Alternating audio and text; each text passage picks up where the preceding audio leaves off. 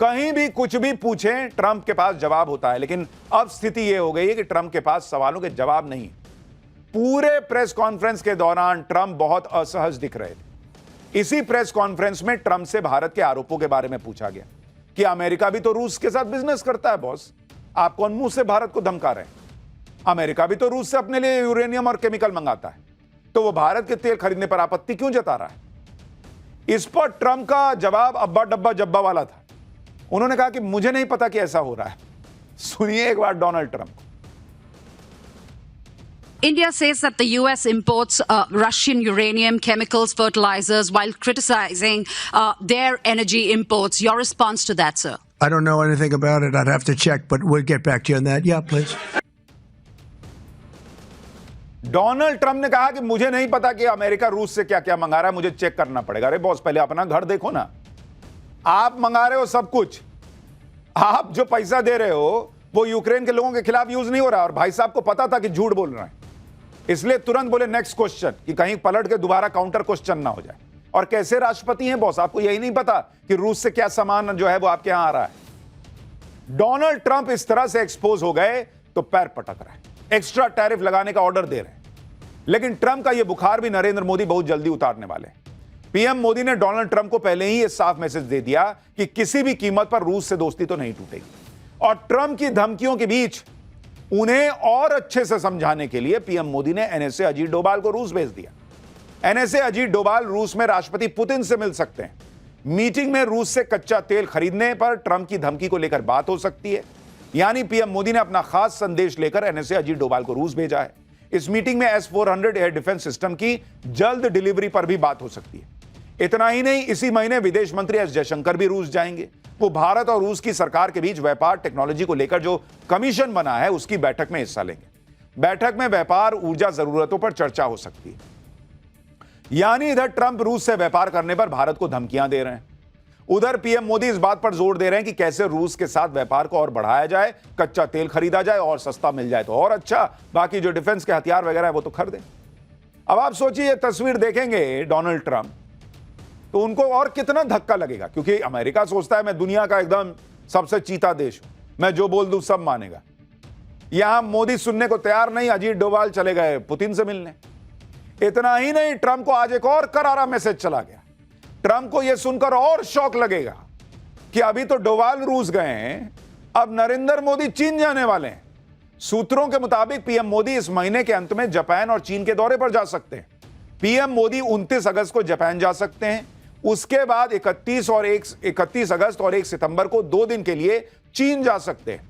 PM Modi annual summit में शामिल होने के लिए जापान जा सकते हैं और चीन में वो SCO यानी शांघाई कोऑपरेशन ऑर्गेनाइजेशन के सालाना बैठक में शामिल हो सकते हैं। बॉर्डर पर चीन से तनाव के बाद पीएम मोदी की 6 साल में यह पहली चीन यात्रा होगी। इससे पहले दोनों नेता पिछले साल रूस में मिले थे।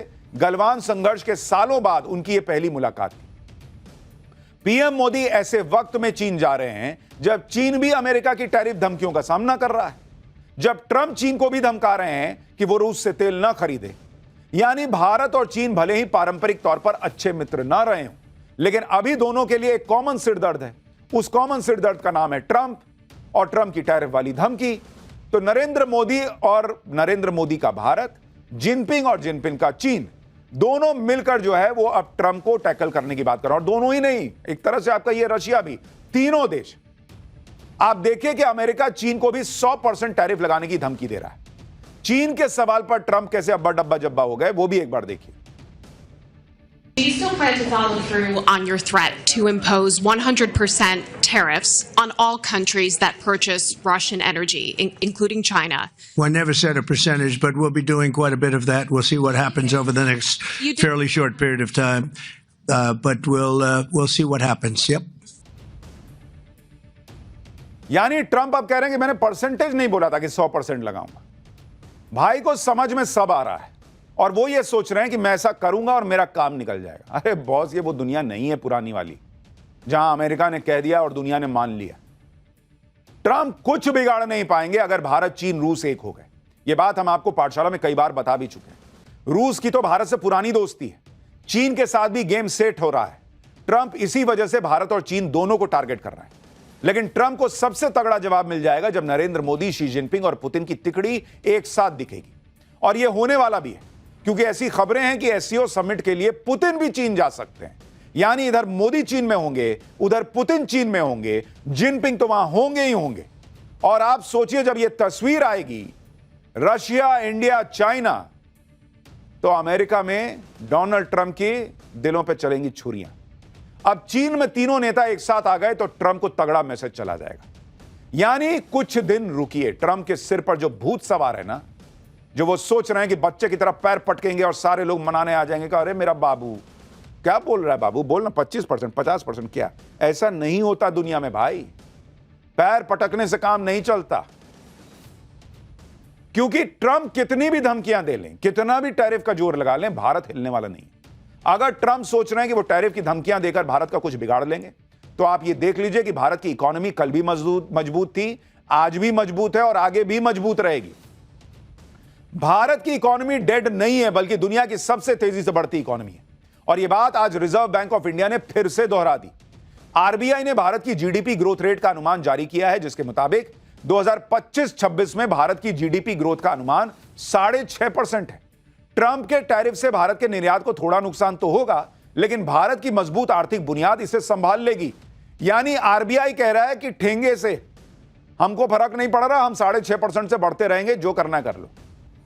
फिर कुछ लोग कहेंगे कि अरे ये तो आरबीआई है, भारत का रिजर्व बैंक है, ये तो भारत के लिए अच्छा ही बोलेगा। अरे भैया, ग्लोबल एजेंसियां भी बता रही हैं कि ट्रंप के टैरिफ से भारत पर कोई बहुत खास फर्क इकोनॉमी को लेकर जीडीपी ग्रोथ पर नहीं पड़ने वाला। रेटिंग एजेंसी है गोल्डमैन सैक्स, उसने ट्रंप के 25% टैरिफ के बाद भारत की जीडीपी ग्रोथ पर कहा है कि 2025-26 में भारत की जीडीपी ग्रोथ का अनुमान 6.5% है।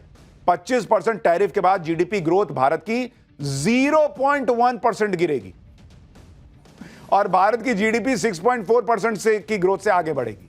अगले साल भी यही चला तो 0.2 हो जाएगा और भारत 6.4 से 6.3 की गति से आगे बढ़ेगा। यानी विदेशी एजेंसीज भी कह रही हैं कि भारत को 0.1-0.2% का बहुत होगा तो नुकसान होगा, इससे ज्यादा कुछ नहीं। यानी डोनाल्ड ट्रंप भारत की जो इकोनॉमी रॉकेट बनी हुई है, उस रॉकेट पे पत्थर मारना चाह रहे हैं। अरे कितना दूर मारोगे यार, रॉकेट ऊपर जा रहा है अंतरिक्ष में। ट्रंप हमारा तो कुछ ज्यादा बिगाड़ नहीं पाएंगे, लेकिन ट्रंप याद रखें कि जो वो आग लगा रहे हैं, उस आग में खुद अमेरिका के लोगों के हाथ जलेंगे। हमने आपको पाठशाला में बताया था कि अगर ट्रंप भारत के प्रोडक्ट पर टैक्स बढ़ा देंगे, बढ़े हुए दाम का बोझ अमेरिका पर आएगा। आप देखिए अमेरिका में क्या क्या महंगा हो जाएगा।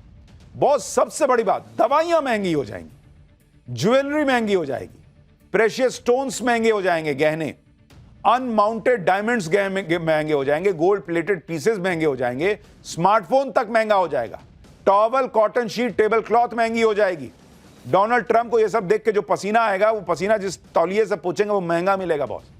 Baby cloth, suits, solar panel component सब महंगे हो जाएंगे।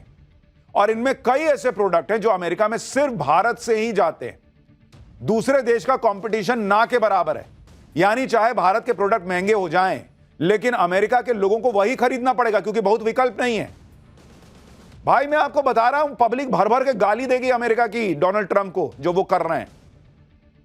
जैसे आप देखिए कि ट्रंप पहले ही भारत पर 50% टैरिफ की बात कर रहे हैं, उसके ऊपर कह रहे हैं कि फार्मास्यूटिकल्स पर 250% टैरिफ लगा दूंगा।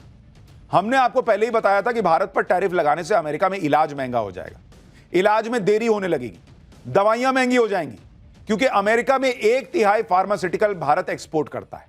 भारत में करीब 50% सस्ती जेनरिक दवाइयां अमेरिका में करीब 50% सस्ती जेनरिक दवाइयां भारत से जाती हैं। जेनरिक दवाई भी महंगी हो जाएगी।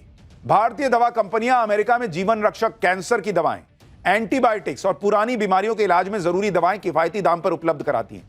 इस सप्लाई चेन में किसी भी तरह की रुकावट दवाओं की कमी और उनकी कीमतों को बढ़ाने का कारण बनेगा, जिससे अमेरिकी उपभोक्ताओं और हेल्थ सर्विस सेक्टर को नुकसान पहुंचेगा। कर लो महंगा, 50, 100, 200, 500, 1500, जितना करना है कर लो। तुम्हारे यहां लोग जो हैं वो दवा नहीं खा पाएंगे। यह हाल तब है जब खुद ट्रंप अमेरिका में दावा कर रहे हैं कि वो अभी तक दवाइयों के 1500% दाम घटा चुके हैं। ये भाई साहब कुछ भी बोलते हैं, इनकी जीभ लपलपाती है और ये कुछ भी बोल देते हैं। अब वो दवाइयों पर पहले 150% टैरिफ लगाएंगे, फिर 250% टैरिफ लगाएंगे, और कह रहे मैंने 1500% की छूट दे दी है। आपको ट्रंप के इस दोनों फालतू प्लान के बारे में एक एक करके बताता हूं। इसी रविवार को जब ट्रंप से दवाइयों के दाम को लेकर सवाल किया गया तो उन्होंने रिपोर्टर से कहा कि उन्होंने तो 15% दाम कम कर दिए हैं। लेकिन अब ट्रंप के इस दावे को अमेरिका में मजाक उड़ रहा है, क्योंकि ये तो सब जानते हैं कि किसी भी चीज का दाम 100% ही कम किया जा सकता है। 100% दाम घटाने का मतलब है सामान मुफ्त में मिलना।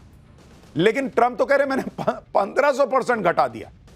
यानी ट्रंप ने अमेरिका में दवाई तो मुफ्त करवाई ही, साथ में दवाई का 14 गुना दाम भी दिया डोनाल्ड ट्रंप के हिसाब से। भाई वो कह रहे मैंने 1500% सस्ता कर दिया।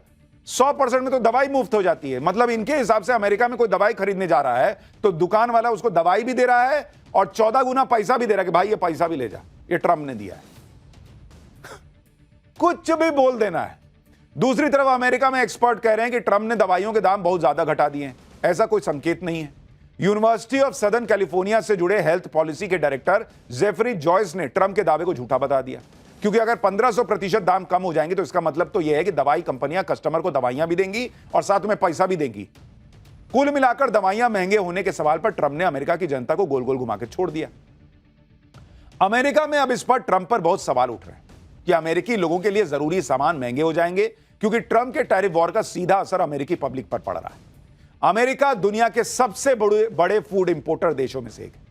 अमेरिका में खाने पीने की चीजों की पैदावार कम होती है और वो अपनी खाद्य जरूरतें दुनिया के अलग अलग देशों से सामान मंगा के पूरी करता है। लेकिन ट्रंप ने उन देशों पर भारी टैरिफ लगाया है जहां से वो सामान मंगाता है खाने का। यानी ट्रंप ने आम अमेरिकी जनता की खाने की थाली